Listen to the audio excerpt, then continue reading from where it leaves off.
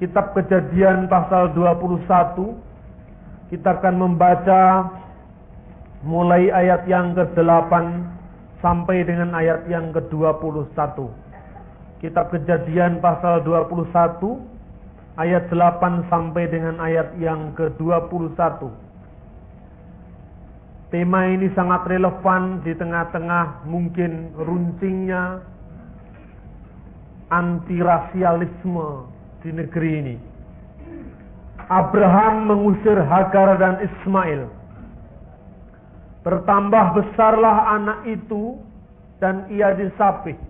Lalu Abraham mengadakan perjamuan besar pada hari Ishak disapih itu. Saudara membaca ayat yang ke-9.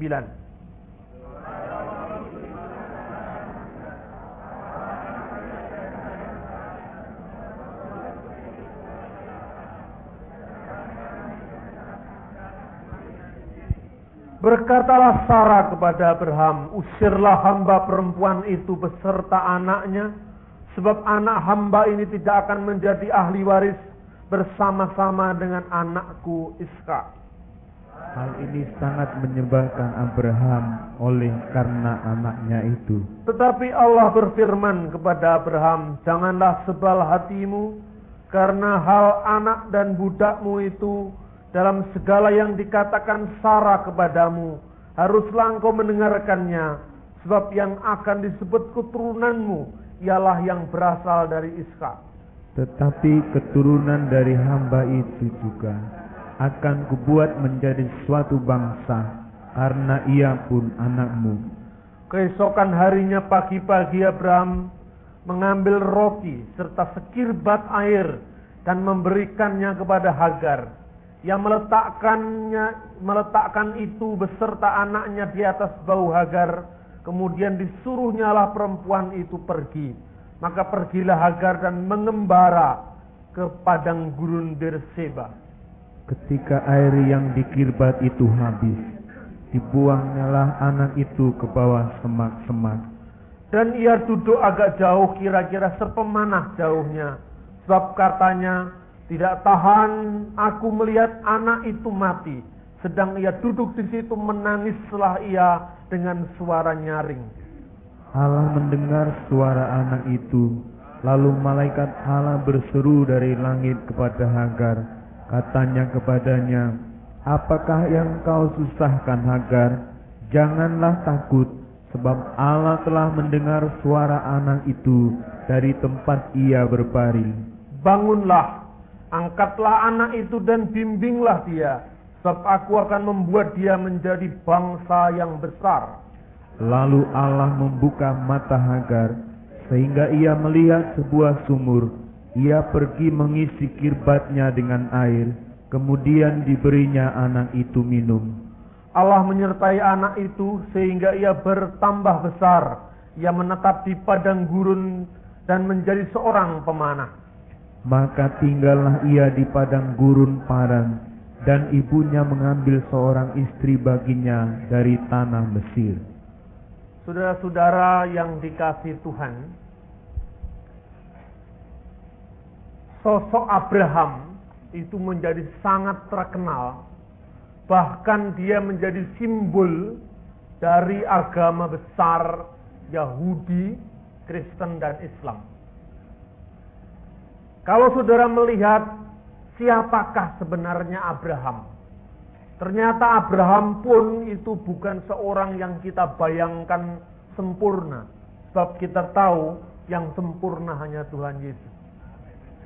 Nabi-nabi lain pun ternyata dalam hidupnya dia mengalami kekurangan-kekurangan dan kegagalan-kegagalan yang melekat pada dirinya. Kalau saudara-saudara sekarang melihat dan mengamati situasi di belahan Timur Tengah, sebenarnya apa yang terjadi, krisis sampai hari ini bukan sekedar konflik agama seperti yang kita bicarakan selama ini, tapi sebenarnya adalah konflik rasial antara suku-suku Arab dengan suku Israel. Itu yang terjadi. Padahal yang sebenarnya baik suku Arab maupun suku Israel itu adalah anak-anak Abraham. Mengapa, saudara-saudara? Abraham sebagai sosok manusia biasa yang lemah, ternyata kadang-kadang dia tidak sabar menunggu saat Tuhan. Dan itulah yang menjadikan bahwa ternyata lahir bangsa Arab. Abraham tidak menunggu saat Tuhan untuk menunggu lahirnya sang putra janji. Tetapi Abraham menuruti kemauan dan emosi istrinya untuk mengambil budaknya, yaitu Hagar, dan akhirnya melahirkan Ismail. Dan Ismail inilah yang melahirkan suku-suku Arab sampai hari ini. Sedangkan dari Sarah lahirlah suku Israel yang kemudian menurunkan nabi-nabi, yang kemudian menurunkan Tuhan Yesus. Dari sini saudara-saudara kita melihat, dan setiap agama dari 3 agama besar ini selalu mengklaim dirinya, kami ini keturunan Ibrahim. Orang-orang Yahudi pada zaman Tuhan Yesus, dia mengandalkan begitu bangganya bahwa mereka orang-orang Yahudi itu adalah keturunan Abraham. Sampai-sampai Tuhan Yesus menyindir, apakah yang disebut keturunan Abraham itu terlebih-lebih adalah keturunan rohani dari Abraham, yang artinya yang meneladani iman Abraham, yang dengan imannya itu Abraham diikat oleh kesetiaan Allah yang tidak kelihatan, yang dengan imannya itu Abraham disuruh pergi ke tempat yang dia tidak tahu, tetapi dengan iman Abraham berangkat pergi menuju ke tanah Kanaan. Ataukah sosok historis Abraham dalam pengertian keturunan darah daging Abraham? Orang Yahudi melupakan iman Abraham ini, tetapi orang Yahudi menekankan, kami adalah anak-anak Abraham secara darah. Lalu Tuhan Yesus dalam satu bagian Injil menyindir, jikalau anak-anak Abraham ini tidak lagi mewarisi iman Abraham, maka Allah bisa menjadikan anak-anak Abraham dari batu-batu ini, dan batu-batu ini akan berbicara memuji Tuhan. Maknanya bahwa sebenarnya yang mau kita teladani dari Abraham itu bukan pertama-tama sebagai anak secara darah, tetapi anak secara iman, anak secara janji. Karena Abraham dibenarkan bukan karena perbuatannya, bukan karena kekuatannya. Sebab siapakah manusia? Manusia itu penuh kelemahan, inherent melekat dalam dirinya. Manusia itu adalah sosok yang selalu jatuh bangun. Dan tidak ada harapannya apabila kita bersandar pada manusia. Mungkin kita sangat kecewa. Apabila kita berharap pada sosok manusia, sekalipun itu adalah bapak orang beriman yang namanya Abraham, mungkin kita akan mengalami kegagalan. Hanya karena kita berharap pada Tuhan, maka kita bertahan dalam iman. Amin. Saudara-saudara, Abraham ini oleh orang-orang Yahudi disebut sebagai Abha Ma'amin, bapak orang-orang mukmin. Jadi bahasa Ibrani Ma'amin itu bahasa Arabnya mukminin, orang-orang beriman. Mukmin itu orang-orang beriman. Orang-orang Arab Kristen dan orang-orang Islam menyebut Abraham sebagai Abul Mukminin, bapak orang-orang beriman. Demikian juga orang-orang Kristen sekarang menyebut bahwa Abraham itu adalah orang-orang beriman. Lalu saudara-saudara, bapak orang-orang beriman ini siapa? Kita ingin melihatnya. Orang-orang Yahudi seperti tadi saya katakan, dia selalu mengeklaim diri sebagai putra Abraham. Orang-orang Islam, dia ngeklaim diri sebagai agama Abraham. Jadi agama Ibrahim. Dia menyebut sebagai agama Ibrahim yang hanif dan yang muslim. Jadi menurut orang Islam, Abraham itu muslim.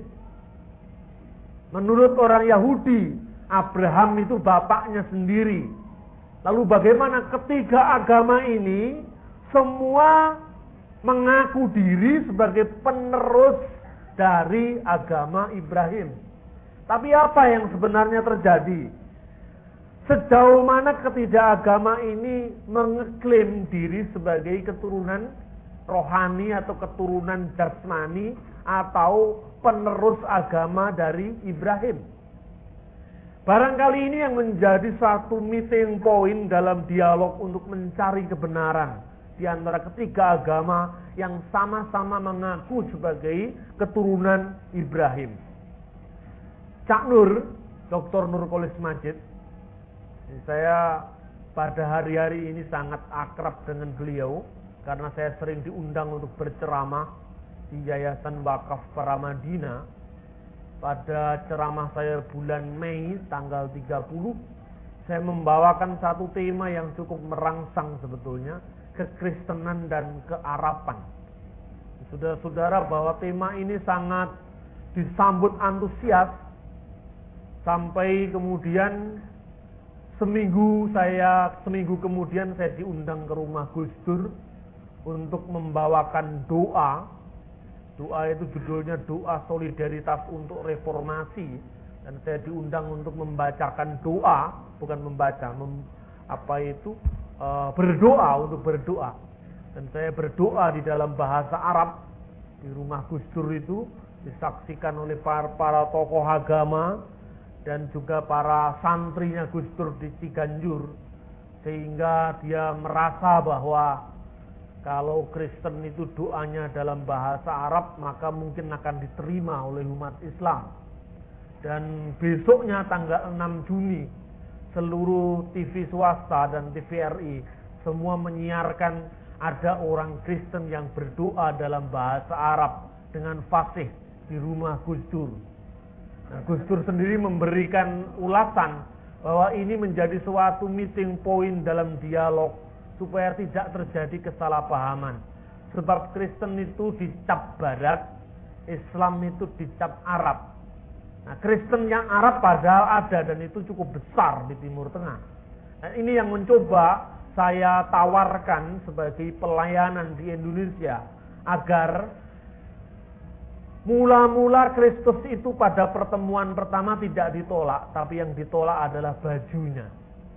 Gandhi pernah berkata, "Saya menerima Kristusmu, tetapi saya menolak kekristenanmu." Karena apa? Gandhi itu adalah orang yang pertama-tama sangat mengagumi Yesus Kristus. Dia sangat diilhami oleh khotbah di atas bukit. Ajaran yang dia namakan ahimsa, mengalahkan dengan diam. Itu adalah ajaran Kristus. Tidak ada pemimpin agama di dunia ini yang mengajarkan kalau disakiti diam, kalau difitnah mendoakan. Itu hanya ajaran Kristus. Dan Gandhi sangat diilhami oleh ajaran Kristus di atas bukit. Kemudian suatu saat Gandhi masuk ke gereja orang Barat, gereja kulit putih. Ada seorang petugas gereja di depan dan dia mengatakan, "Maaf Tuan, ini gereja untuk kaum kulit putih. Karena Anda kulitnya hitam, Anda tidak bisa masuk." Apa yang terjadi saudara-saudara? Setelah itu Gandhi tidak pernah masuk gereja sampai dia meninggal. Saya berpikir, ini Gandhi tidak percaya dengan Yesus itu gara-gara siapa? Gara-gara orang Kristen. Karena itu Gandhi dengan lantang mengatakan, "Aku menerima Kristusmu, tetapi aku menolak kekristenanmu." Karena kekristenan justru yang sebenarnya ingin menjadi misi pembebas dari penyekatan, misi pembebas dari warna kulit yang dibeda-bedakan, misi pembebas dari perasaan rasialisme. Maka kekristenan telah jatuh menjadi rasialisme. Dan ketika itu asin garamnya sudah tidak ada lagi. Dan ketika itu terang cahayanya sudah pudar. Dan kekristenan ditinggalkan orang. Yesus bersabda, apabila garam itu tidak asin lagi, maka garam itu akan dibuang dan diinjak-injak orang. Saudara-saudara, ini karena itu Jangan berharap pada orang. Lihatlah Tuhan saja, amin. Karena apabila kita melihat dan kita berharap pada seseorang, bahkan kepada tokoh besar pun kita akan kecewa. Kita hanya bisa berharap pada Tuhan. Saudara-saudara ini, maka setelah saya membacakan doa itu, saya diundang di forum-forum kajian Islam. Saya berpikir, Tuhan terima kasih. Di tengah-tengah kesulitan seperti ini, Engkau pakai hamba-Mu yang jelek dan sederhana ini untuk merayakan firman-Mu di tengah-tengah bangsa kami. Saya diundang di pusat-pusat kajian Islam, bahkan saya diundang di forum pengajian Islam untuk bercerita tentang apa? Tentang Injil, tentang Kristus. Hanya dia mengatakan, tapi jangan model-model barat yang dibawa. Saya bilang, saya Kristennya Kristen Arab. Dan di mana-mana Kristen Arab itu ahlan wa sahlan. Saya mau bersaksi sedikit sebelum saya masuk dalam kajian ini. Saya katakan, kalau kita berharap pada orang, maka kita akan kecewa, saudara-saudara. Suatu saat, ketika saya baru pulang dari Timur Tengah dan saya ingin membawa pelayanan ini untuk bangsaku, bangsa kita, yang mayoritas belum bisa menerima Kristus, belum bisa menerima, belum bisa memahami, masih menyalahpahami. Kalau katanya datang ke Natal itu haram, saya terbeban untuk ini. Lalu saya membawa barangkali dengan kebudayaan timur ini, Kristen itu bisa diterima. Kristus itu bisa di-sharingkan kepada saudara-saudara saya. Ketika ini menjadi suatu mode yang coba saya tawarkan, saya kampanyekan di Jakarta, di forum-forum yang diselenggarakan oleh Pak Yusuf Roni waktu itu. Lalu ada mungkin orang-orang Kristen yang ketakutan setengah mati. Ketakutan karena munculnya aliran aneh Kristen yang berbahasa Arab. Ada orang Kristen yang begitu takut karena sebenarnya ketika ketakutan itu orang Kristen di Indonesia selama ini menderita penyakit yang namanya Minderwaardigheid kompleks. Itu penyakit yang sangat bahaya. Sebab belum apa-apa sudah takut, belum apa-apa sudah minder, belum apa-apa sudah janganlah, nanti resikonya terlalu berat. Kalau gitu kita ndak usah lagi lah kita menceritakan agama kita keluar, ndak usah itu. Sering kali kita menderita penyakit seperti itu, akibatnya maka yang terjadi hanya aliran sodok dengan aliran yang lain, gereja satu dengan gereja yang lain. Dan karena penyakit Minderwaardigheid kompleks ini, kemudian tanpa disadari, ada banyak orang-orang Kristen, bahkan jangan kaget, termasuk hamba Tuhan juga, yang mengatakan hati-hati dengan gerakannya Bambang Nursena itu. Kenapa? Itu akan mengkristenkan orang Indonesia dengan cara bahasa Arab. Dan itu dilaporkan ke Bimas Protestan, saudara-saudara. Ke Bimas Protestannya ketakutan. Makanya Pak Jan Kawatu itu di mana-mana ngekat. Ini tidak boleh, ini tidak boleh. Itu yang terjadi. Apa yang saya harus terima ketika itu, saudara-saudara, dikat seperti itu? Dan ngekatnya kalau Pak, janganlah, belum waktunya, mungkin masih bisa diterima. Ini enggak, bahaya. Mau mengkristenkan Indonesia dengan bahasa Arab. Coba, kalau itu sampai jatuh ke tangan tetangga sebelah, kan saya bisa berapi, saudara-saudara. Saya berpikir, wah, ini bahaya untuk saya. Sebagai manusia biasa, saya dilanda ketakutan. Sebagai manusia biasa, saya dilanda kecemasan. Lalu kemana? Saya berdoa. Doa saya kepada Tuhan hanya begini, saudara-saudara. Saudara-saudara, pada pagi hari ini saya ingin share kepada saudara-saudara. Doa ini begitu makbulnya. Saudara tahu makbul itu mujarab. Doa ini begitu ampuhnya. Padahal doa itu bunyinya yang sederhana. Tuhan Yesus, apa yang menimpa atas saya pada pagi hari ini dan atas pelayanan saya, saya sangat terpukul dan takut karena ketakutan. Tuhan, jangan celakakan mereka yang menyalahpahami. Selamatkan hamba-Mu saja. Saudara itu, jadi saya tidak pernah berdoa untuk mencelakakan orang yang memfitnah saya. Karena saya takut, kalau saya berdoa mengutuk, doa saya tidak makbul lagi. Saudara tahu doa yang saling dikabulkan Tuhan itu tidak ada kutukannya. Saudara, waktu Tuhan Yesus disalib, dia mengatakan, Bapa ampunilah karena mereka tidak tahu apa yang mereka berbuat. Coba kalau yang disalib Tuhan selain Tuhan Yesus, pasti dia akan memaki-maki. Dan dia akan mengatakan, moga-moga Tuhan akan membalas setimpal dengan perbuatanmu yang tidak tahu diri. Tetapi Yesus tidak mendoakan seperti itu. Yesus berkata apa? Ampunilah karena mereka tidak tahu. Barangkali bahasa saya tidak seindah Tuhan Yesus. Saya hanya berkata, jangan celakakan mereka. Hanya selamatkan hamba-Mu saja. Dan betul saudara-saudara, tanggal 11 Desember, yayasan pelayanan kami diresmikan di Jakarta, di Hotel Millennium. Saya hampir ditangkap oleh Polda. Karena apa? Karena ada banyak orang berjilbab masuk gereja. Dan ketika itu saudara-saudara, ada seorang intel dari Polda, dia menanyakan pada seorang anggota panitia, saudara, ini model apa ini? Aliran apa ini? Kristen kok pakai jilbab, pakai bahasa Arab? Yang ditanya itu kebetulan rombongan IAIN yang kami undang. Terus ditanya, saudara, Kristen model apa kok pakai jilbab? Saya bukan Kristen, Pak. Saya mahasiswa IAIN yang diundang untuk peresmian ini. Loh, jadi saudara Islam tidak apa-apa? Tidak apa-apa, ini kan Kristen dari Timur Tengah. Kami justru semakin dekat dengan mereka. Jadi benar tidak apa-apa, tidak apa-apa. Dan saudara tahu, intel ini orang Kristen ternyata saudara-saudara.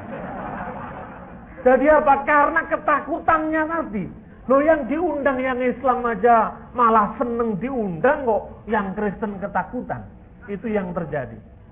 Dalam waktu yang tidak terlampau lama, belum ada setahun, dari Desember sampai bulan Mei, itu hampir seluruh tokoh-tokoh Islam di Indonesia sudah welcome dengan kehadiran kami. Mulai pertama kali Cak Nur, yang tokoh reformasi itu, Kang Jalal, Dr. Jalaluddin Rahmat dari Bandung, kemudian Dr. Komarudin Hidayat yang nanti tanggal 5 September akan kami undang di Surabaya untuk satu seminar dengan kami. Kemudian Gus Dur. Dari Gus Dur tinggal di bawah Kiai Agil yang pengurus NU wilayah di Jawa Timur ini sudah welcome.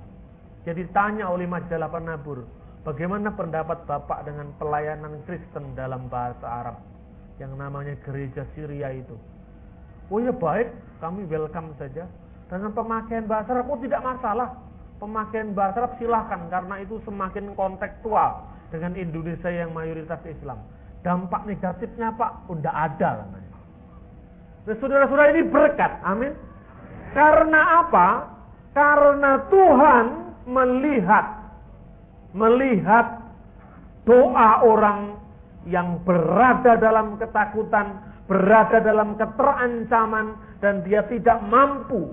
Tetapi yang dia lakukan itu semata-mata karena kemuliaan nama Tuhan. Bukan kemuliaan dirinya, bukan kemuliaan kelompoknya, bukan kemuliaan gerejanya sendiri, tapi kemuliaan untuk semua. Saudara, kita lanjutkan. Atas dasar mengeklaim nama Abraham itu, kemudian orang bertanya, lalu sebenarnya Abraham itu Omaendi, orang mana itu? Kok bisa menjadi tokoh sentral dalam 3 agama? Orang mana? Orang Islam kalau sholat, dia berdoa, ya ada kama shallaita ala Sayyidina Ibrahim wa ala ali Sayyidina Ibrahim wa barik ala Sayyidina Muhammad wa ala ali Sayyidina Muhammad. Ibrahimnya ada di samping Muhammad. Ibrahimnya ada. Semoga Tuhan memberikan kemuliaan kepada Ibrahim dan keluarganya. Orang Yahudi kalau berdoa di sinagoge, Dia akan mengucapkan Baruch ata Adonai Eloheinu melek haolam. Terpujilah engkau ya Tuhan, Allah yang kami sembah, Raja semesta alam, Elohe Abraham, Elohe Yitzhak, Elohe Yakub. Allah yang disembah Abraham, Allah yang disembah Ishak, Allah yang disembah Yakub. Abraham muncul di situ. Saudara-saudara, saudara kalau membaca kitab sucinya orang Kristen yang namanya Perjanjian Baru, ketika saudara membaca Injil Matius, pertama kali ayat pertama, pasal pertama berbunyi, inilah silsilah Yesus Kristus, anak Daud, anak Abraham. Abraham begitu sentral. Lalu sampai-sampai kita bertanya, Abraham itu orang mana? Agamanya apa? Tuhan yang disembah namanya siapa? Ini penting. Karena orang Islam berkata, oh Tuhannya Abraham itu namanya juga Allah. Loh, waktu itu Allah belum ada. Bukan namanya, bukan Allahnya yang belum ada. Nama Allah itu belum muncul pada masa Abraham. Belum ada ya. Jadi Tuhan yang disembah Abraham siapa?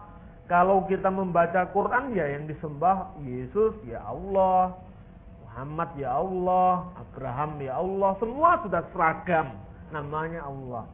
Tapi kalau saudara membaca Alkitab, lebih-lebih kalau membaca original teksnya, saudara akan bertemu Allah yang disembah Abraham itu dia sebut dengan apa? Allah menyatakan diri kepada Abraham itu dengan nama Allah yang Maha Kuasa, El yang Maha Kuasa, El Shaddai. Coba kita baca kitab Keluaran. Kitab Keluaran pasal yang ke-6. Kita akan membaca kitab Keluaran pasal yang ke-6. Ayat yang pertama dan kedua. Selanjutnya berfirmanlah Allah kepada Musa, Akulah Tuhan. Sudah perhatikan? Kepada Musa Allah berfirman, Akulah Tuhan. Tuhannya huruf besar semua. Itu Yahweh, Jehovah, Yahweh. Akulah Yahweh. Aku telah menampakkan diri kepada Abraham, Ishak dan Yakub sebagai Allah yang Maha Kuasa. Tetapi dengan namaku Tuhan, aku belum menyatakan diri. Belum menyatakan diri kepada Abraham dengan nama Tuhan. Tapi sudah menyatakan diri dengan nama Allah yang Maha Kuasa, El Shaddai. Jadi zamannya Abraham, nama Tuhan itu adalah El Shaddai. Kemudian ketika zamannya Musa, Tuhan menyatakan diri dengan nama Yahweh atau Tuhan atau Yehovah. Bukan saksi Yehovah tapi. Ketika Ismail dengan Hagar lari diusir dari padang gurun, di situ ketemu dengan Allah yang menyatakan diri dengan nama El Roi, Allah yang Maha Melihat. Setiap nabi memiliki pergumulan zamannya masing-masing, memiliki kompleksitas pergumulan zamannya sendiri-sendiri, memiliki nama untuk Tuhan sesuai dengan pergumulannya sendiri-sendiri. Kalau saudara sedang susah, pasti saudara suka memanggil Tuhan, Tuhan selamatkanlah kami, Engkaulah gembala agung jiwa kami, ya kan? Tapi ketika kita bersuka cita, kita mengatakan, oh Tuhan besar, Tuhan Maha Kuasa. Itu berarti setiap pergumulan kita ini, kita berdoa kepada Tuhan sesuai dengan sifat Tuhan yang kita butuhkan. Walaupun kita memanggil Tuhan, sekarang Tuhan saya doa saya tidak didengar, lalu Engkaulah yang Maha mendengar. Tuhan saya sedang kehimpit, lalu kita berdoa, Tuhan Engkau Maha melepaskan. Ketika kita berdoa, kita dalam keadaan ketakutan, Tuhan Engkau adalah pelepas dari segala ketakutan. Itu semua dialami dalam pergumulan manusia. Tetapi apakah Tuhan itu berubah-ubah? Tidak. Tuhan itu tetap satu. Tuhan itu tetap mengerti pergumulan kita. Yang berubah-ubah kitanya, bukan Tuhannya. Kita membutuhkan Tuhan, lalu kita menggambarkan Tuhan. Itu bedanya. Kalau dalam iman Kristen, Tuhan yang menyatakan diri. Bukan engkau yang terlebih dulu mencari saya, tetapi aku yang terlebih dulu mengasihi engkau dan mencari engkau. Agama-agama itu mencari apa yang namanya sangkan paraning dumadi. Bahasa Jawanya itu asal usul dan tujuan kemana kita hidup. Tetapi Kristus mencari yang hilang. Jadi di dalam kekristenan Allah itu turun. Firman Allah itu nuzul menjadi manusia, yaitu Kristus. Agama-agama dan spiritualitas manusia itu mencari Allah. Seperti mendirikan menara yang mencakar langit. Di atas itu tidak ketemu siapa-siapa. Nggak sampai-sampai tetangganya itu dibuat. Yang namanya menara Babel. Niatan manusia yang mencari Allah akan gagal apabila mengandalkan kekuatan diri sendiri. Seperti membangun menara Babel. Tetapi Allah yang dikenal dalam Kristus adalah Allah yang mewahyukan diri. Allah yang menyatakan diri. Kendati pun saudara-saudara kita melihat bahwa sebenarnya Kristus yang lebih dulu mencari kita. Bukan kita yang lebih dulu mencari dia. Karena itu ada seorang ahli yang namanya adalah Albert Arts. Dia mengatakan, seandainya Abraham itu tidak memiliki satu konsep tentang Allah yang El Shaddai itu, maka mungkin namanya akan hilang lacak dari muka bumi ini. Ibrahim memiliki iman. Dan dengan iman itu dia disuruh pergi. Kemana? Dia tidak tahu harus pergi. Tapi karena dia setia kepada Allah, dia percaya Allah memiliki rencana yang paling indah untuk saya. Dan saya pun berangkat. Abraham diikat oleh kesetiaan Allah yang tidak kelihatan. Ketika janji demi janji itu kemudian mengalami hidupnya Abraham, maka saudara-saudara, disitulah Abraham dalam usia tuanya dia tidak memiliki seorang anak. Tapi Tuhan menjanjikan akan lahir seorang anak. Dia tidak sabar menurut adat waktu itu. Dan ini bukan hanya cerita Alkitab, saudara-saudara. Cerita Alkitab ini sudah dibuktikan 1000 kali lebih cocok dengan penemuan-penemuan arkeologi. Satu contoh, saya ngomong dengan rekan-rekan Islam, bapaknya Ibrahim itu kalau di dalam agama Islam namanya siapa? Namanya Azar katanya. Apakah ada orang-orang di Irak, Mesopotamia abad-abad tahun 4000, 3000 sebelum Masehi yang namanya Azar? Itu kan nama-nama Arab. Bangsa Arab belum muncul, Abraham saja belum ada kok. Tidak bisa menjawab. Tapi ketika saya jawab, nama Bapak Abraham itu namanya Terah. Wah, itu kan menurut versi Bible. Ini bukan sekedar versi. Cocoklah nama-namanya itu untuk zaman itu. Contohnya begini. Kalau saudara lahir pada masa Orde Reformasi ini, sekarang bukan Orde Baru, sudah berlalu sekarang. Terus namanya itu orang Jawa zaman abad ke-20 namanya Sungkono, Suwoto, ya cocok lah. Tapi kira-kira kalau zamannya Ken Narok namanya adalah Suwoto dicurigai. Karena bahasa Jawa waktu itu belum mengenal huruf O, yang kenal huruf A. Ini contoh saja. Maka dengan demikian kalau zaman Abraham itu nama bapaknya siapa? Saya mencatat ada satu penemuan dari tahun 1933 sampai tahun 1960 yang ditulis oleh seorang yang bernama Aparet.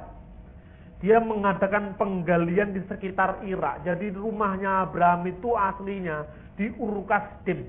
Ur-Kasdim itu Irak sekarang, Mesopotamia. Di suatu tempat yang namanya Tel Hariri.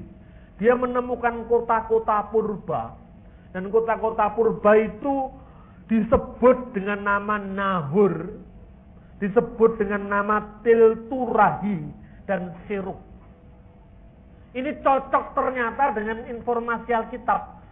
Kalau di dalam versi arkeologi disebut Nahur, di Alkitab dikenal dengan nama Nahor.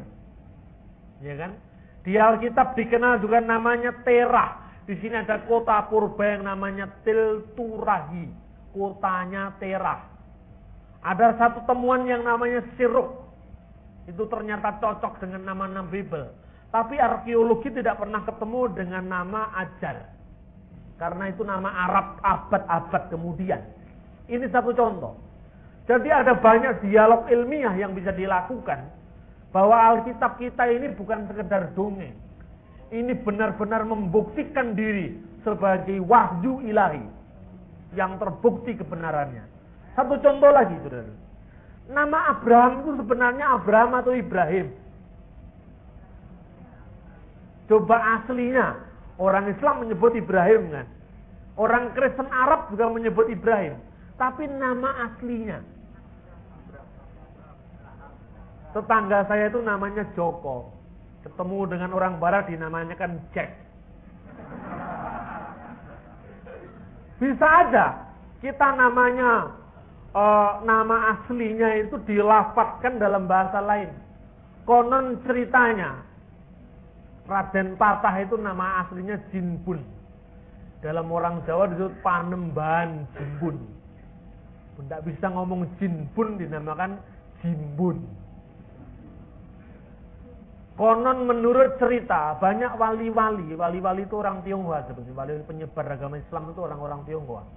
Yang namanya Sultan Trenggono itu aslinya Tungkalo.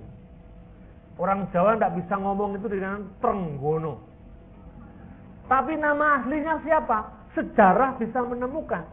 Penemuan di Kelenteng Sampokong di Semarang kira-kira tahun 1960-an. Oleh seorang ahli sejarah yang namanya Slamet Mulyana, dibuktikan bahwa sebenarnya ada banyak tokoh-tokoh penyebar agama Islam di Jawa ini adalah orang-orang Tionghoa. Satu contoh saja misalnya Sunan Bonang. Orang Jawa menyebut Bonang itu gamelan yang ditutuk itu tung itu.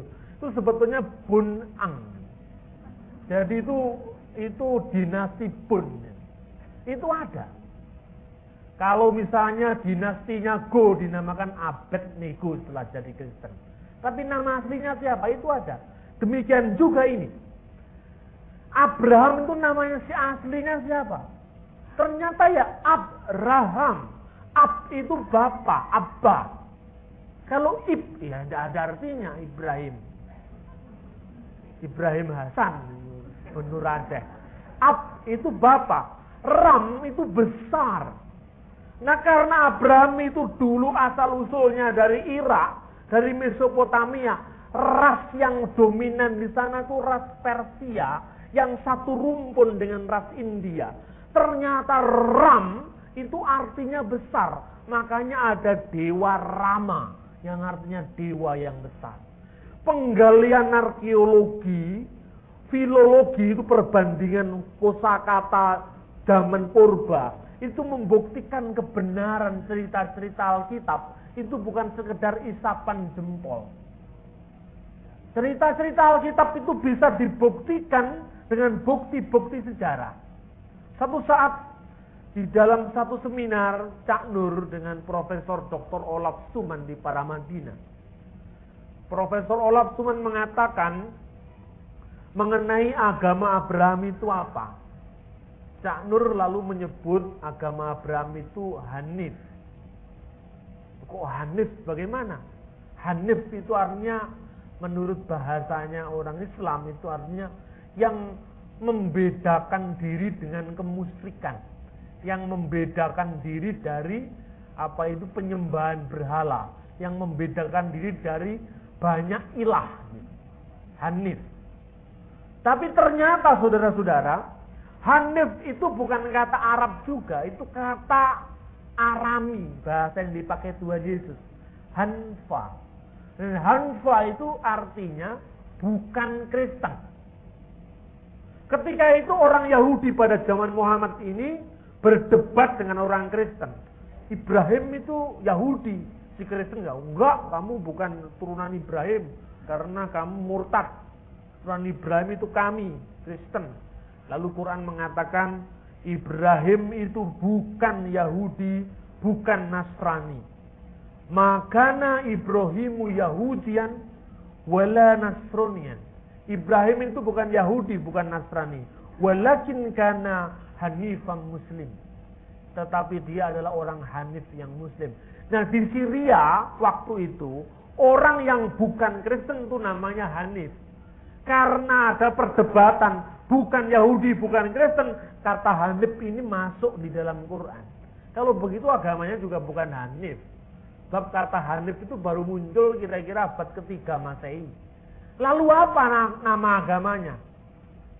Mungkin memang Abraham tidak butuh agama, dia butuh Tuhan, saudara-saudara. Mungkin memang Abraham tidak butuh agama, dia butuh Tuhan. Agama itu muncul karena penyembahan diri kepada Tuhan. Apakah agama menyelamatkan? Tidak. Apakah Kristen menyelamatkan? Yang menyelamatkan Kristus. Karena itu saya sudah katakan, jangan khawatir. Saya diwawancari majalah dakwah, namanya Panji Masyarakat, dimuat bulan lalu. Bagaimana ini kekristenan ini nantinya akan mengkristenkan orang banyak? Dengan Kristen Anda ini, saya katakan jangan khawatir. Kami tidak akan mengkristenkan orang. Karena apa? Kami tidak mampu mengkristenkan orang. Kami tidak akan mengubah KTP orang. Kami hanya mengabarkan Yesus. Tidak mengkristenkan orang. Lalu bagaimana? Mengabarkan itu kan istilahnya itu kan woro-woro. Pengumuman, barang siapa ingin diselamatkan, percayalah kepada Yesus Kristus sebagai firman Allah yang turun ke dunia, terus sebagai putra Allah yang tunggal. Woro-woro, kamu mau terima? Ya, welcome, silakan datang, ahlan wa sahlan. Kalau nggak mau, ya nggak maksa, kan begitu. Jadi apa salah nawari orang? Oh ya nggak salah. Tapi kalau akhirnya tertarik dan jadi Kristen, oh jadi Kristennya itu karena akibat terima Yesus, bukan tujuan. Ya kan benar kan? Jadi Kristen itu bukan tujuan, Kristen itu cuma lembaga. Yang menjadikan Kristen itu sebetulnya pemerintah, bukan kami. Loh kenapa? Di Indonesia ini ada aturan hukum, kalau orang biasanya nyembah Yesus, itu namanya Kristen. Otomatis KTP-nya diganti oleh pemerintah. Jadi yang mengkristenkan orang itu pemerintah, bukan kami. Kan begitu saudara-saudara. Jadi jangan takut dengan kekristenan itu tidak ada. Sebab yang data Kristen, Islam, Hindu, Buddha itu bukan pendeta. Yang bikin KTP pemerintah kok. Jadi yang mengkristenkan orang itu pemerintah sebenarnya. Dan ini perlu. Supaya apa? Supaya kita ini tidak mengandalkan kita, tapi mengandalkan Roh Kudus. Alkitab mengatakan, tidak ada seorang pun yang sampai menyebut Yesus itu Tuhan kalau bukan karena ilham Roh Kudus. Lah kalau Roh Kudus tidak memberi ilham, jangan dipaksa.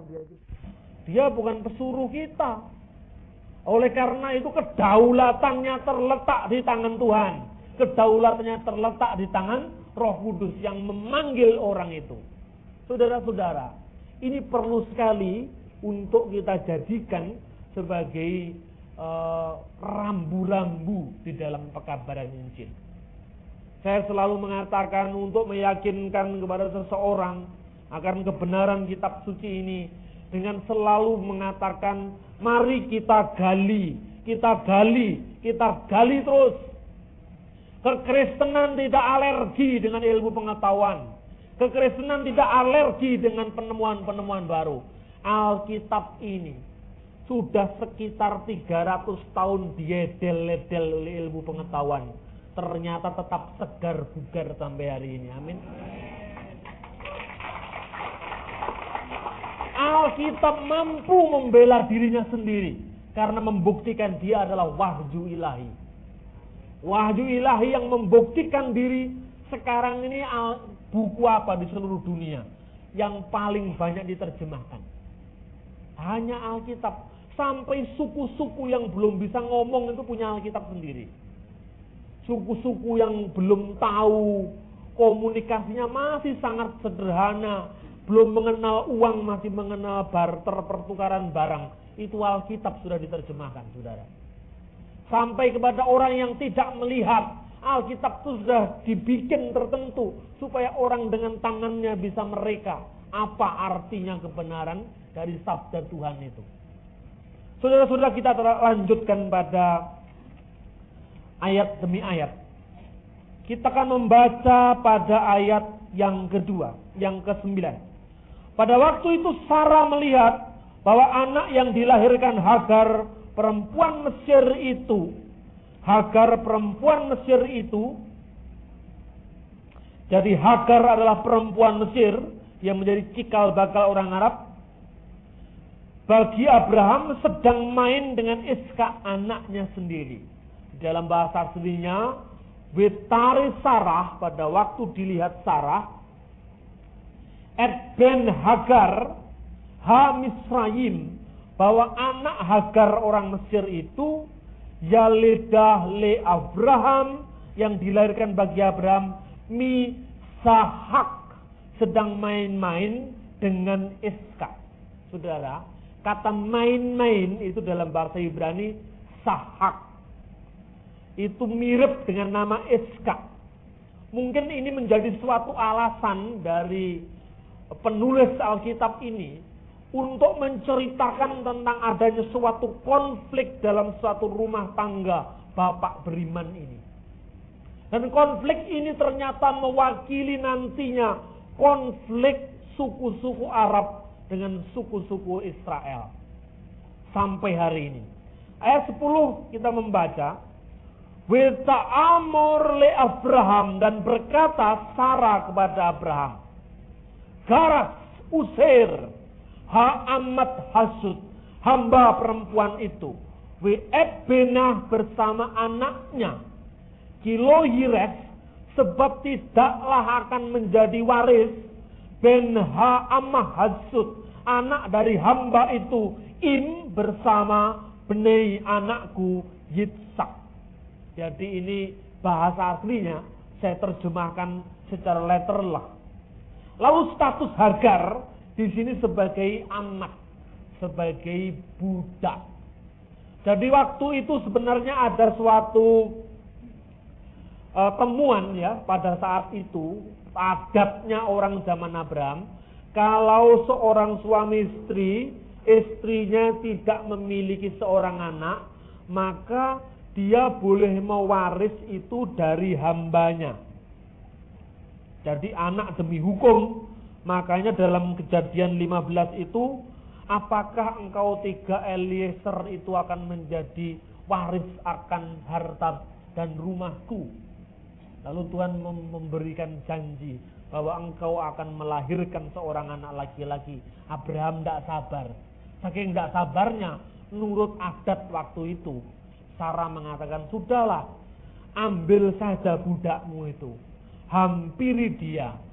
Nanti kalau punya anak, kau pasti punya anak dengan dia. Benar, si Hagar hambanya orang Mesir itu dihampiri sesuai dengan adat waktu itu untuk mewakilinya memperoleh anak. Setelah Sarah sendiri memiliki anak, baru muncul konflik of interest dalam rumah itu. Nah, konflik of interest itu menyebabkan apa? Abraham ini sebal hatinya. Dan dia mengatakan begini, ayat 11. Wejira hadabar meot, maka hal itu sangat menyebalkan Abraham. Ini Abraham, di mata Abraham. Al-Odot, oleh karena hal yang memperhitungkan beno anaknya, yaitu Ismail.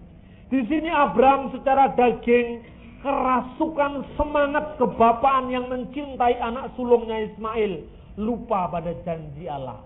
Seringkali kita begitu, saudara-saudara.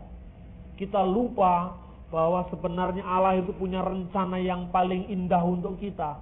Tetapi Abraham berdoa, sekiranya Ismail diperkenankan hidup di hadapanmu, pada pasal 17 ayat 18. Tuhan, saya tidak tega mengusir anak ini.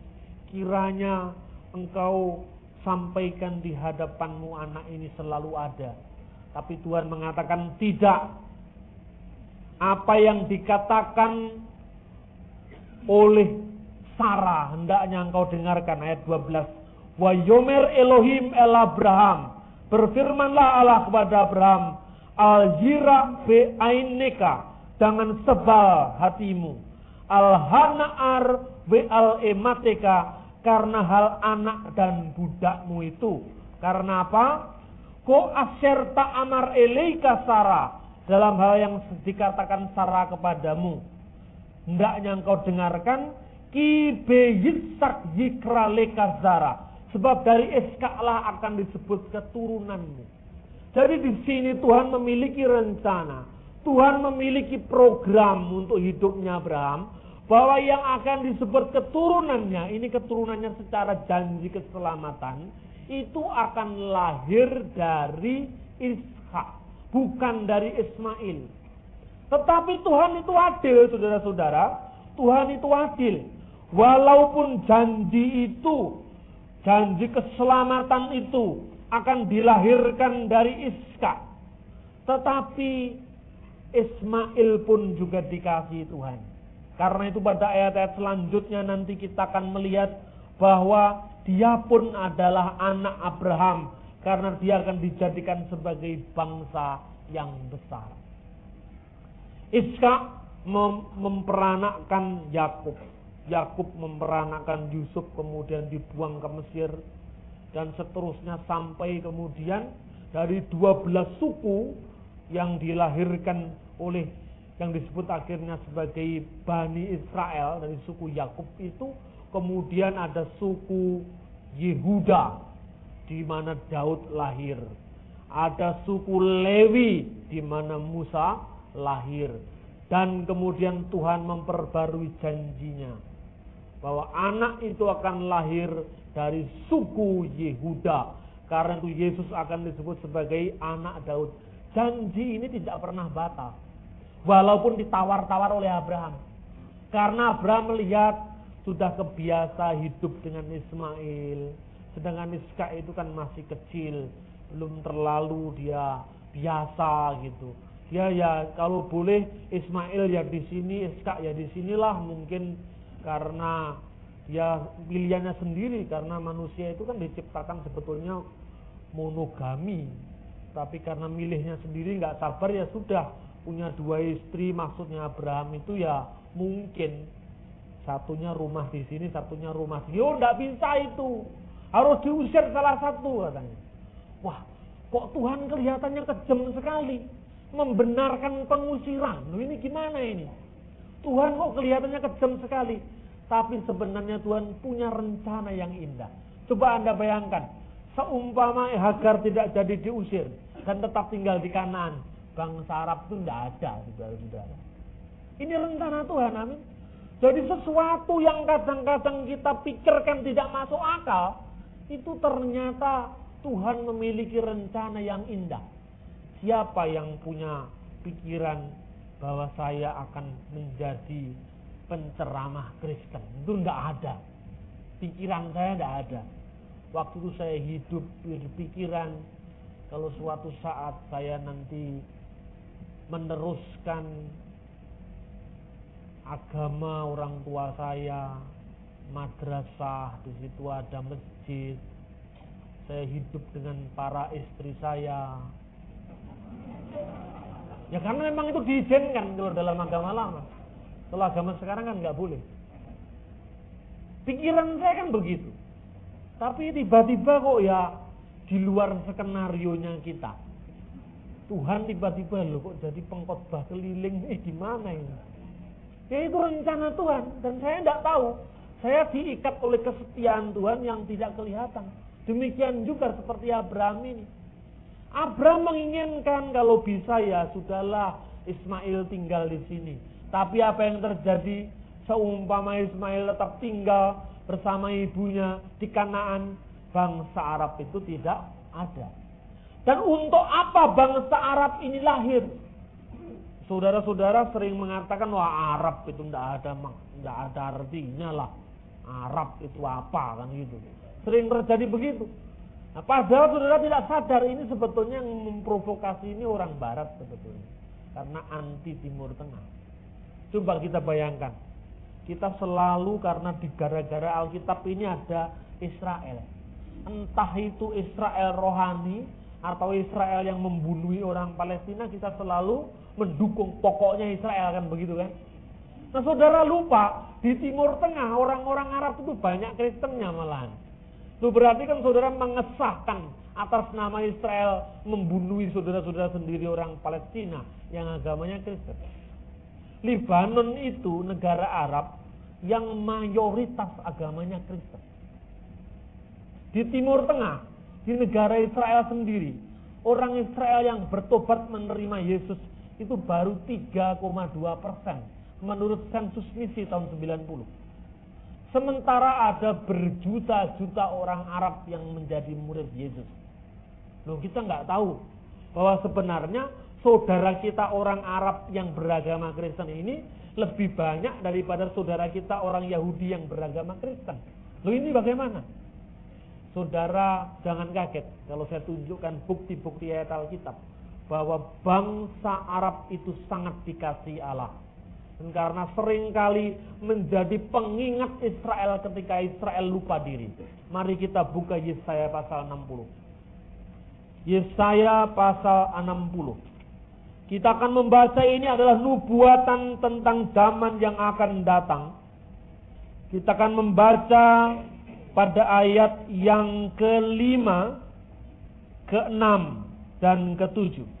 Pada waktu itu engkau akan heran melihat dan berseri-seri. Engkau akan tercengang dan akan berbesar hati. Sebab kelimpahan dari seberang laut akan beralih kepadamu. Dan kekayaan bangsa-bangsa akan datang kepadamu. Sejumlah besar unta yang menutupi daerahmu. Unta-unta muda dari Midian dan dari Eva. Mereka semua akan datang dari Seba. Akan membawa emas dan kemenyan, serta memberitakan perbuatan masyhur Tuhan. Segala kambing domba Kedar akan berhimpun kepadamu.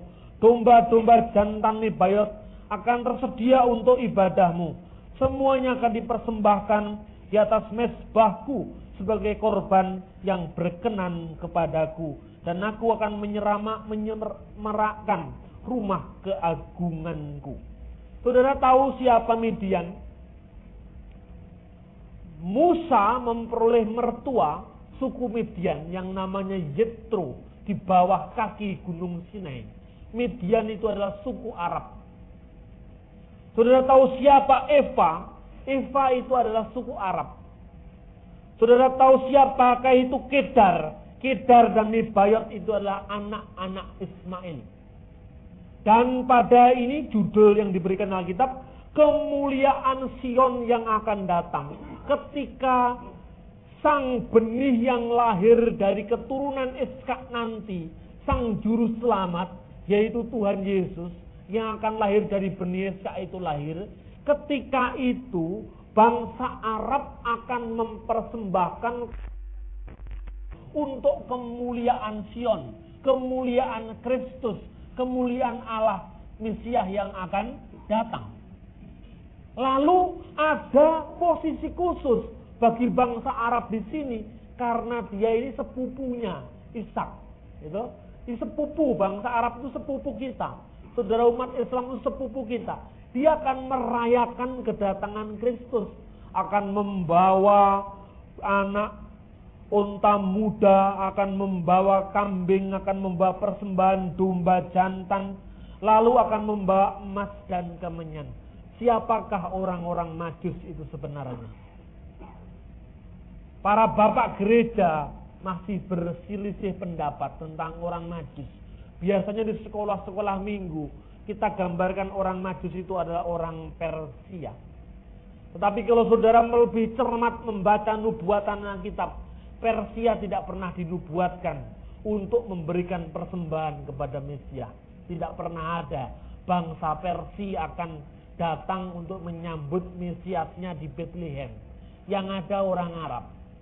Dan saudara tahu, produksi kemenyan dan emas terbesar di Timur Tengah itu adalah negara-negara Arab.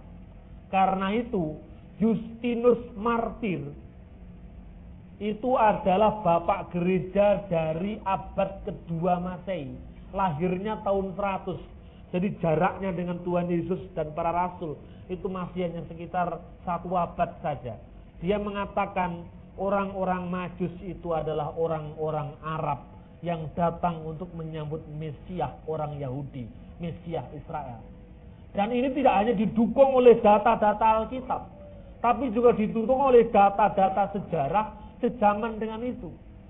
Orang Yahudi itu sering diingatkan Tuhan melalui bangsa Arab. Seorang rabi Yahudi yang namanya Rabi Naaman, ketika ditanya tentang sebuah nas Alkitab, dia katakan dari Libanon Tuhan memberikan peringatan.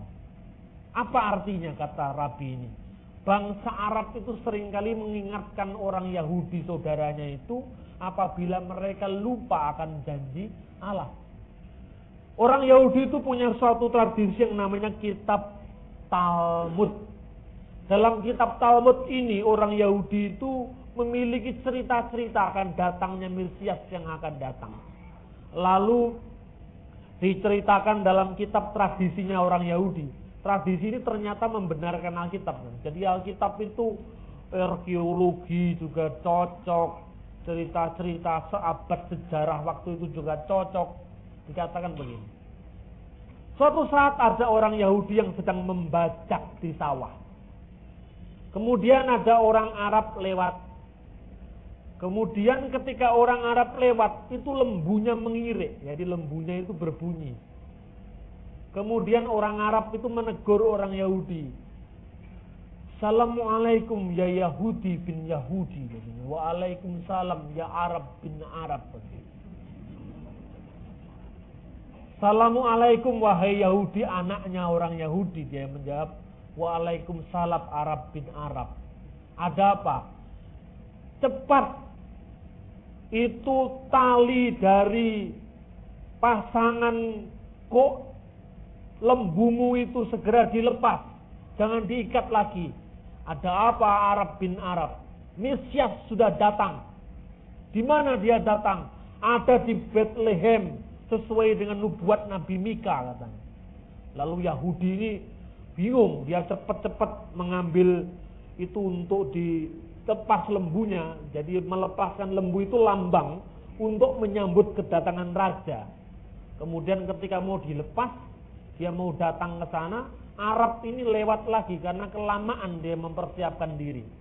Yahudi ini dalam mempersiapkan diri mikir-mikir, ini benar di Alkitab itu dikatakan di nubuat Nabi Mika pasal 5, wahai Bethlehem Efrata, engkau yang terkecil di antara suku-suku di Yehuda, tapi daripadamu akan bangkit penyelamat Israel. Tapi dia mikir-mikir loh, tapi yang kasih tahu kok harus Arab itu, kok harus Arab bin Arab. Padahal orang Yahudi kan gak senang dengan orang Arab, saudara-saudara. Wah, jangan-jangan Arab menipu saya ini. Dia semakin bingung lagi, mau diikat lagi lembunya, mau dilepas, si Arab tadi datang lagi. Wahai Yahudi bin Yahudi, ikat kembali lembumu. Loh kenapa? Bait Allah sedang dihancurkan. Wah, ini Arab ini membingungkan saya katanya. Orang Yahudi datang. Pada saat dia datang ke Bethlehem, dia sudah keduluan orang-orang Arab yang menyambut Tuhan Yesus di situ. Artinya apa? Yang pertama akan menjadi yang terkemudian, dan yang terkemudian akan menjadi yang pertama. Dan itu terbukti, saudara-saudara. Ini memang hanya cerita. Historisitasnya mungkin diragukan, tapi menggambarkan suatu pergumulan pikiran. Orang Yahudi itu asal Arab dia tidak percaya. Wah, Arab itu tukang nipu, Arab itu tukang bohong, itu orang Yahudi. Saya pernah, saudara-saudara, Di Israel, saya pernah belajar bahasa Ibrani pada seorang rabi. Dia dengan sombongnya anti Arab. Dia cerita kepada saya begini, Mr. Nur, Anda tahu apa bedanya orang Arab dengan keledai? Saya pikir apa? Saya diem aja. Terus dia mengatakan, ya sama-sama tidak ada. Kenapa? Orang Arab dengan keledai itu sama-sama tidak punya otak. Ini orang Yahudi yang mengatakan, waduh, saya juga sebetulnya tersinggung saudara-saudara. Karena apa? Sebenarnya di Yahudi itu ada kata-kata ini, Hamor nosesefarim, keledai yang memikul kitab tebal. Keledai ini lambangnya orang Yahudi sendiri sebetulnya. Saya balas gitu, nanti saya tidak boleh belajar, ya saya diem saja. Tapi saya simpan dalam hati, Yahudi kok sombongnya seperti ini. Ketika Yahudi sombong-sombong seperti itu, coba lihat. Ketika peristiwa Pentakosta, Roh Kudus turun, dan di situ Roh Kudus menjamah banyak bangsa-bangsa. Bangsa apa yang salah satunya hadir di situ? Bangsa Arab. Sementara orang Yahudi karena nggak percaya dengan Kristus, dia malah menyalibkan juru selamatnya. Dia ketinggalan dari orang Yahudi. Allah tidak menerimakan itu. Orang Yahudi dihukum oleh Allah. Tahun 70 Masehi Yerusalem dipukul oleh tentara Romawi yang namanya Jenderal Titus. Ketika itu sesuai dengan nubuat Yesus, tidak ada satu batu pun yang terletak di atas batu orang lain. Semuanya akan diruntuhkan. Yahudi dibuang ke seluruh negeri. Sampai mereka hidup di Meksiko, mereka hidup di Ethiopia, hidup di barat. Yahudi ini masih ndablek juga. Tidak mau percaya dengan juru selamatnya. Yang lahir dari suku bangsanya sendiri. Kemudian dipanggil Tuhan. Yahudi, kamu saya beri tanda. Ketika kamu akan kembali ke tanahmu semula. Ketika itu engkau akan datang kepada Kristus. Tahun 48 orang Yahudi merdeka. 2000 tahun mereka terserak-serak di muka bumi. Kemudian tahun 48 mereka datang lagi ke Israel. Satunya bahasa Jerman, satunya bahasa Inggris, satunya bahasa Ethiopia, satunya bahasa Arab. Tidak saling mengenal. Tuhan masih membangkitkan seorang yang namanya Eliezer bin Yehuda. Dia mengajar kembali bahasa Ibrani. Coba Anda bayangkan. Selama hampir 2000 tahun yang namanya bahasa Ibrani itu bahasa mati. Hanya dikenal di sinagoge-sinagoge, rumah ibadah Yahudi. Tiba-tiba ketika Israel menerima kemerdekaannya tahun 48, bahasa nasional adalah bahasa Hebrew. Saya punya data-data saudara. Waktu tahun 48 itu orang Yahudi bikin koran. Itu dia bikin koran. Itu tidak punya nama untuk radio transistor. Tidak punya nama untuk pesawat terbang. Jadi dia nulis bahasa Ibrani. Nanti kalau menyebut nama radio atau nama pesawat, itu dipinjam bahasa Inggris. Baru bahasa Ibrani lagi. Itu data-data itu saya punya. Apa rencana Tuhan di balik semua ini? Seperti Abraham yang tidak tahu, seperti Abraham yang mencoba untuk menawar-nawar rencana Tuhan, kita pun sering begitu. Yahudi pun sering begitu, Arab pun sering begitu. Ternyata rencananya luar biasa, saudara-saudara.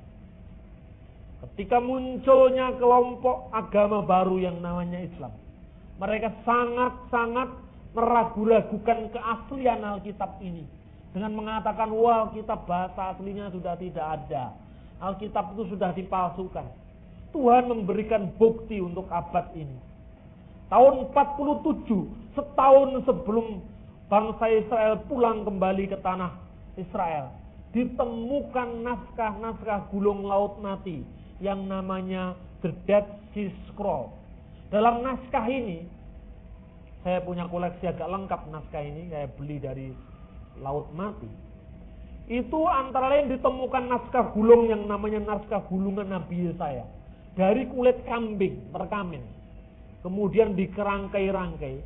Waktu itu ada orang Arab lagi, yang nemukan juga orang Arab lagi, bukan orang Yahudi.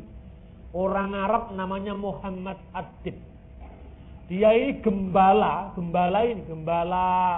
kambing. Dia mungkin sedang kurmanya habis atau minumannya habis. Dia saking lelah, kemudian dia sambil tiduran dia lempar-lempar batu ke mulut gua di Laut Mati. Ketika dia lempar batu itu tiba-tiba ada suara prak. Wah, dia kaget, suara apa itu?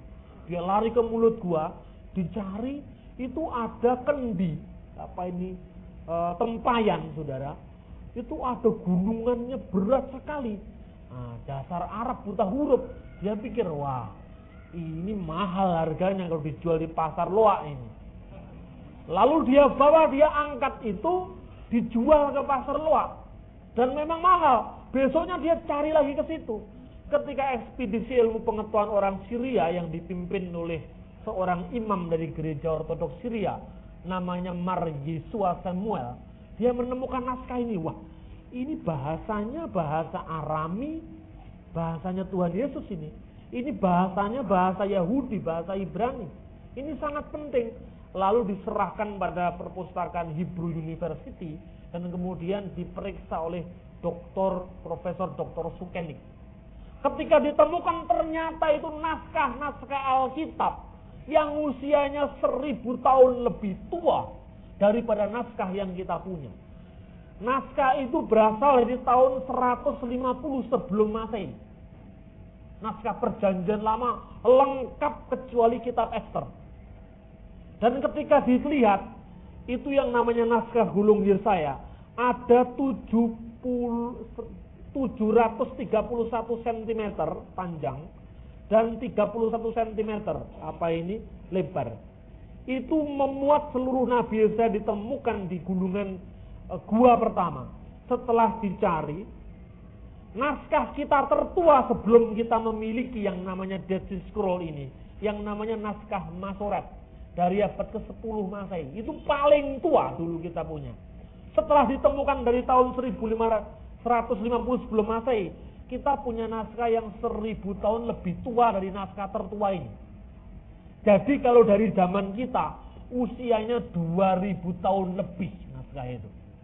Ketika diteliti, selama jarak penyalinan 1000 tahun dari naskah Gulung Nabi Yesaya, hanya ada 15 kata yang terhapus dan tidak jelas. Semuanya persis sama dengan Alkitab yang kita punya ini. Ini bukti berteriak, saudara-saudara. Masih tidak percaya lagi bahwa Alkitab itu tidak pernah dipalsukan. Ini bukti sejarah. Rupanya Tuhan menghendaki bangsa Yahudi itu keluar tersebar di seluruh dunia. Memberikan bukti. Sudah kamu ngeluruso kemana-mana, ngeluyuro kemana-mana. Tinggalkanlah bahasamu. Sekarang ini hikmahnya. Kalau misalnya Nabi Musa hadir di tengah-tengah kita dan pidato, bahasa Ibraninya dia persis dengan bahasa Alkitab kita. Kita semua ngerti. Karena apa? Selama 2000 tahun bahasa Ibrani dijaga oleh Allah. Tidak boleh berubah. Karena bahasa ini dikuduskan sebagai bahasa untuk menulis kitab suci kita. Amin. Ini luar biasa. Jadi jarak yang begitu luas, tidak pernah ada pemalsuan. Masa masih mau ngotot katanya Alkitab itu tidak ada yang asli. Saudara-saudara, kalau punya rezeki dari Tuhan, nanti datanglah ke Israel. Datanglah ke namanya Shrine of the Book di Museum Israel. Lihatlah bagaimana naskah-naskah Alkitab itu yang usianya 2000 tahun itu sekarang masih ada. Saya suatu saat sedang menyiapkan satu buku yang judulnya adalah Bukti dari Yang Maha Tinggi. Jadi itu mengenai bukti-bukti Alkitab yang ternyata tidak pernah berubah sampai hari ini. Tuhan memiliki rencana yang paling indah dalam hidup kita. Tuhan memiliki rencana yang kadang-kadang kita tidak tahu. Seperti kasusnya Abraham, Ismail, dan Ishak. Yang terakhir mari kita baca Kejadian pasal 16. Kita akan melihat bagaimana perilaku dari anak Hagar ini. Ibrahim memiliki anak Ismail yang karakternya diterangkan dalam kitab Kejadian. Kitab Kejadian pasal 16. Kitab ini saudara-saudara bersambungan dengan pasal 21 yang tadi kita baca. Kita akan membaca mulai pada ayat yang ke-11.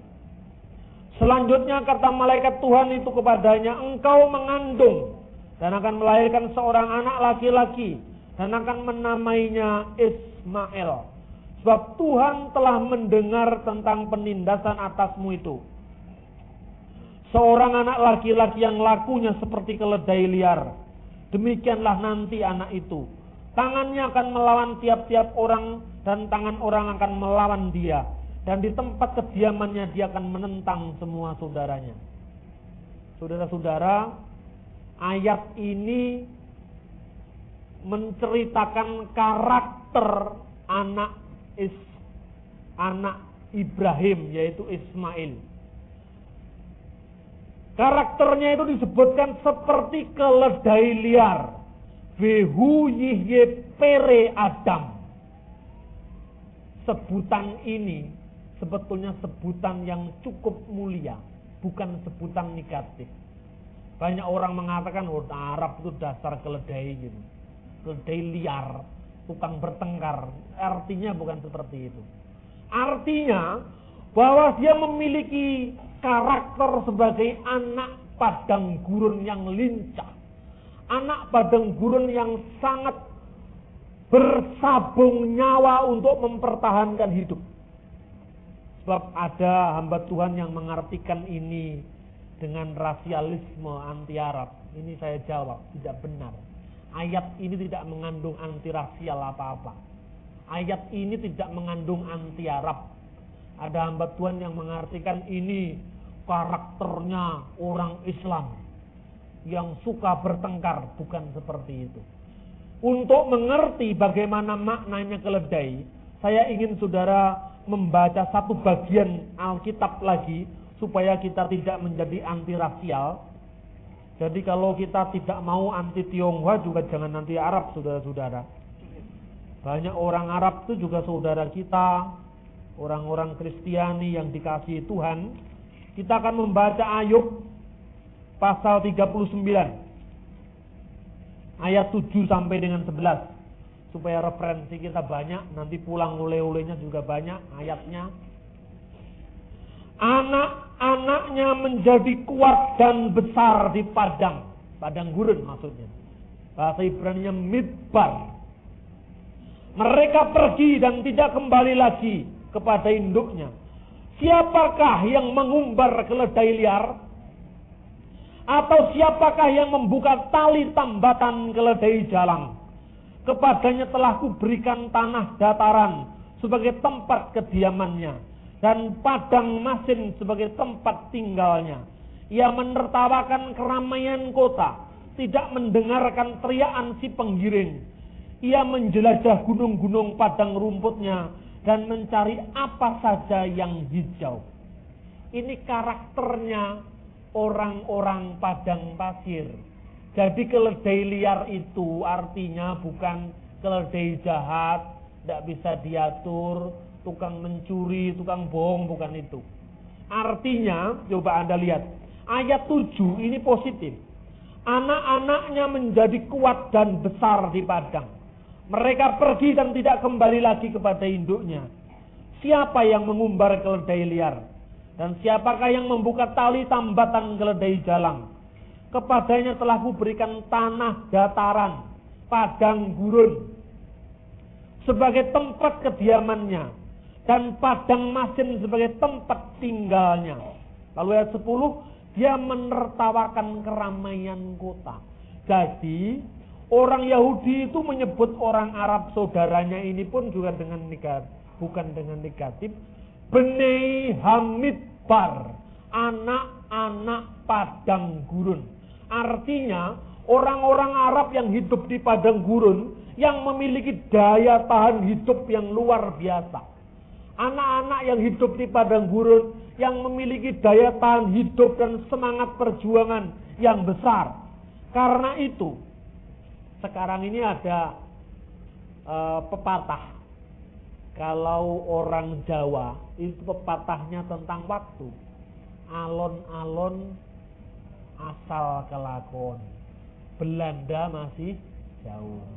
Makanya orang Jawa itu paling santai. Paling santai. Kalau budayanya Jawa itu budaya yang masih agraris. Jadi suka berteduh di bawah nyiur melambai, nyanyian rayuan Pulau Kelapa. Sekarang mungkin ketinggalan kalau itu lagi. Nah, orang barat budayanya sudah budaya fungsional. Waktu itu uang. Makanya orang barat mengatakan time is money. Nah, orang Arab punya pepatah tentang waktu sendiri. Ini yang namanya anak-anak padang gurun keledai liar tadi. Al-waktu bisayf. Waktu itu pedang. Kalau kita tidak membacok, ya dibacok duluan. Ini orang Arab. Nah, tapi maknanya artinya apa? Bertahan hidup di padang pasir. Jadi di sana itu hidup itu luar biasa tantangannya. Karena itu, kalau kita tidak menjadi orang kuat, kita sulit bertahan hidup. Itu maksudnya. Dan Ismail itu seperti itu. Bangsa yang dilahirkan di padang gurun, yang menertawakan keramaian kota. Dia tidak suka dengan kehidupan kota. Dia hidup di padang gurun. Allah punya rencana, saudara-saudara. Padang gurun itu ditarik anak-anak Ismail, yang Kanaan itu untuk Ishak. Ketika anak janji Kristus sebagai Mesias lahir dari suku Ismail, suku Ishak di Israel, Arab ini juga menyambut. Saudara-saudara sudah mengerti bahwa pada abad pertama yang pertama kali mengenal Kristus adalah orang-orang Arab. Karena itu, sekarang ini kami memiliki misi yang besar, yaitu untuk memenangkan anak-anak Ismail ini. Saudara mau mendukung dalam doa. Misi ini tidak bisa dilandasi atas kebencian dengan suku Arab. Tidak bisa dilandasi atas kebencian dengan suku-suku Ismail.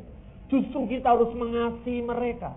Bagaimana kita bisa memenangkan mereka kalau kita tidak atensi, tidak simpati kepada mereka?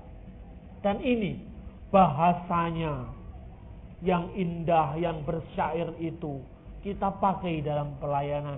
Karena memang gereja ini muncul di Arab dan banyak sekali mendapat penganutnya di sana.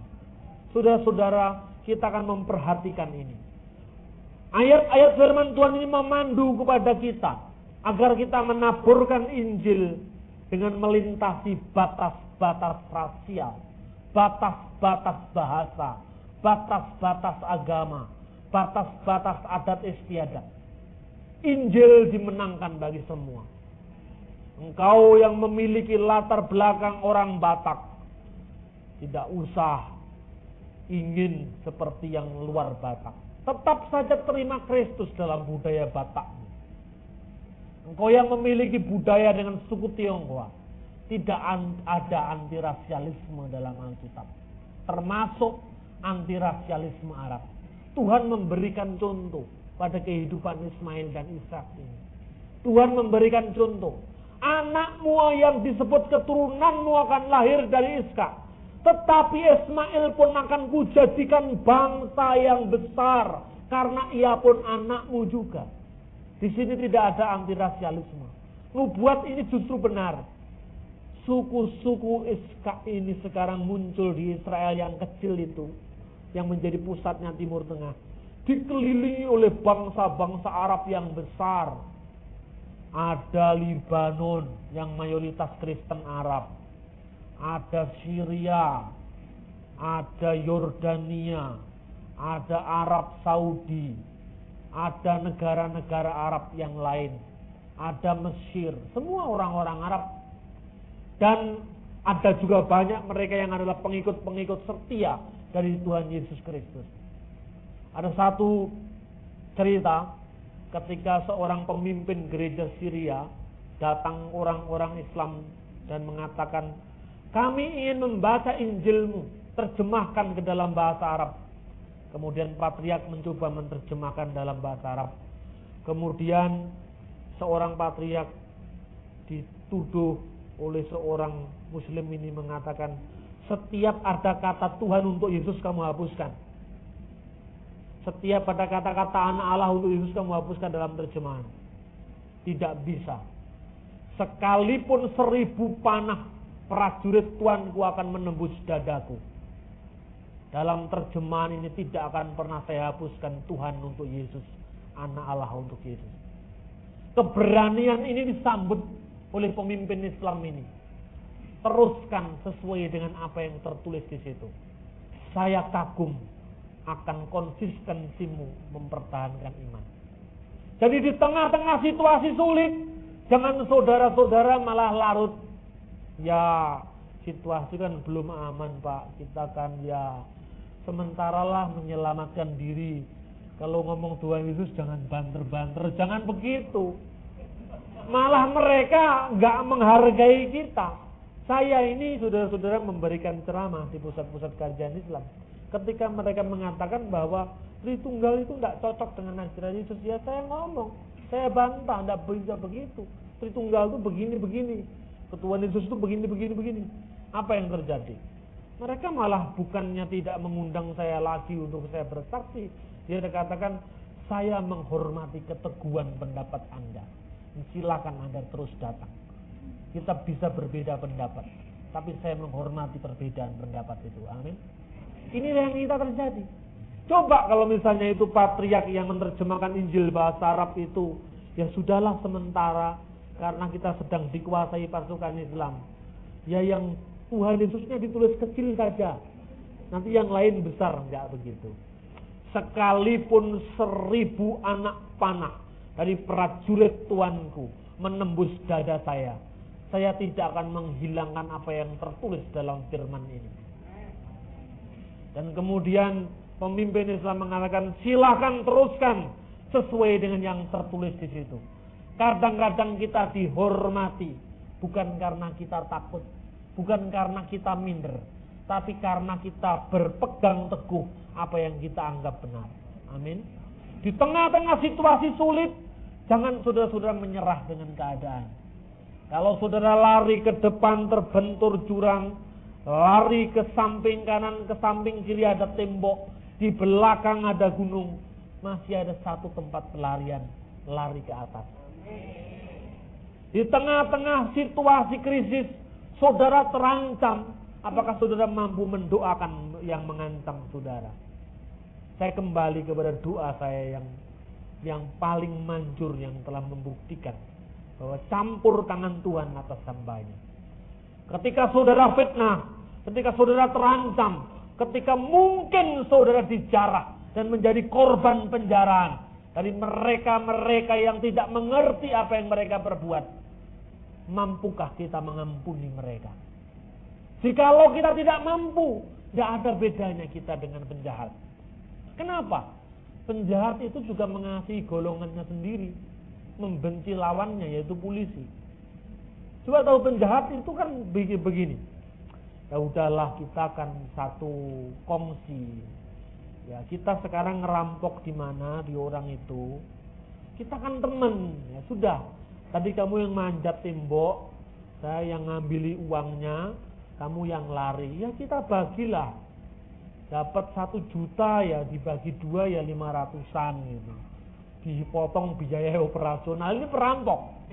Lah kalau saudara-saudara, ya saya hanya mengasihi orang Kristen saja. Saya hanya mengasihi orang Pantekosta saja. Saya hanya mengasihi sesama pribumi saja. Saya hanya mengasihi sesama Tionghoa saja.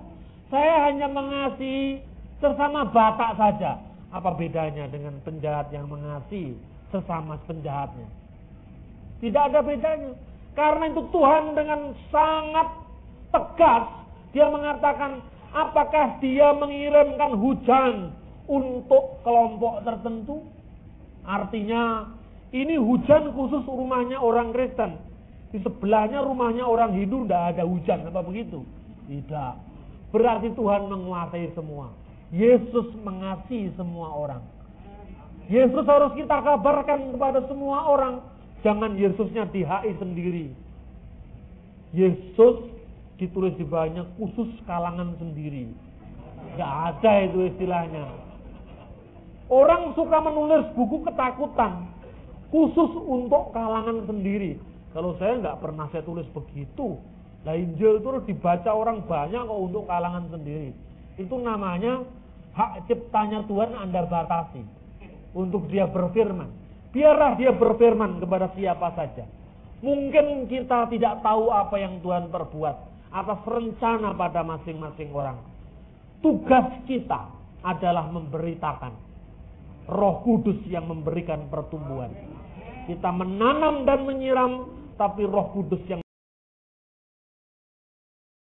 Oke teman-teman, dukung terus channel saya biar saya semangat juga untuk membuat video kreatif dan memberkati. Dan jangan lupa share ke teman-teman sebagai bentuk dukungan kalian terhadap perkembangan channel ini. Oke, terima kasih, Tuhan Yesus memberkati.